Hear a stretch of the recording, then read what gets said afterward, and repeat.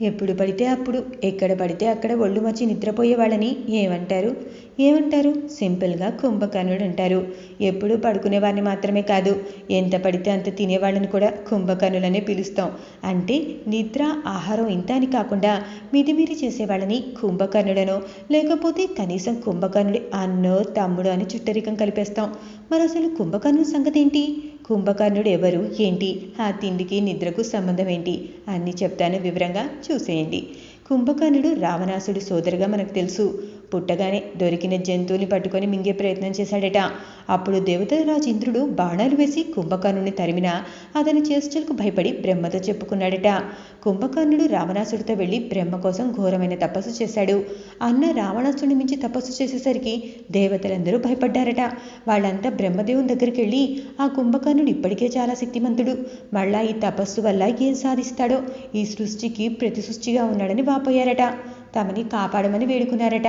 అప్పుడు బ్రహ్మ అనుజ్ఞ మేరకు సరస్వతి కుంభకర్ణుడు నాలుక మీద నిలిచి 6 నెలలు నిద్ర, ఓ రోజు భోజనం కావాలని పలికిచ్చిందట. అడిగిన వరమే ఇచ్చాడు బ్రహ్మ. కొడుకు తపము ఫలము చూసి చింతపడిన విసురుడు బ్రహ్మ దగ్గరికి వెళ్ళి వరములు మార్చమని కోరాడట. ఇచ్చిన వరము తిరుగులేనని చెప్పిన బ్రహ్మ 6 నెలల నిద్రానంతరము ఓ రోజు మేల్కొని భోజనం చేస్తాడని, ఆ రోజు మహాబల పరాక్రమాలుంటాయని చెప్పాడట. అందుకే కుంభకర్ణుడి కోసం ప్రత్యేక భవనం, ప్రత్యేక భోజన సౌకర్యం కల్పించారట. కుంభకర్ణుడు నిద్రలో తీసే గురుకకు చెవులు చిల్లులు పడేవట. నోటి నుండి వదిలిన గాలికి సైనికులు అల్లంత దూరం పడిపోయేవారట. అందుకే రావణ యుద్ధం అప్పుడు కుంభకర్ణుని నిద్రలేపటం చాలా కష్టమైందట. మేడతాళాల హోరు చెవి దగ్గర పెట్టారట. ముక్కులో గుణపాలు గుచ్చారట. కంటిరెప్పని తెరచాపల్లా 4 కలిసి ఎత్తేవారట. చెవి దగ్గర ఏనుగులతో ఘింకీరించినట్టు చేసేవారట. ఎంత చేసినా ఏం లాభం? కుంభకర్ణుడు మాత్రం నిద్రలేచేవాడు కాదట. నిద్రలేపటానికి పెద్ద యుద్ధం చేసినంత చేసి అలసిపోయేవారట. ఆఖరికి కుంభకర్ణుడు నిద్రలేచినా ఆకలి ఆకలి అంటూ అరిచేవాడట. 1000 మంది పెట్టి ఒకడే తిని తేల్చి ఆవలింతలు తీస్తూ మళ్ళీ నిద్రపోయేవాడట. అప్పుడు రావణుడే వచ్చి చెప్పి రాముడితో యుద్ధానికి కుంభకర్ణుడిని పంపించాడట.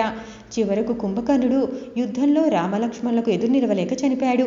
ఎంత బలవంతుడో, నిద్ర మధ్యలో లేపటం వల్ల అంత బలహీనుడైపోయాడనమాట. ఇదంతా కుంభకర్ణుని ముందు జన్మ శాపంగా చెప్తారు. కుంభకర్ణుడు పూర్వజన్మలో విష్ణు భక్తుడు, విజయుడని ద్వారపాలకుడు.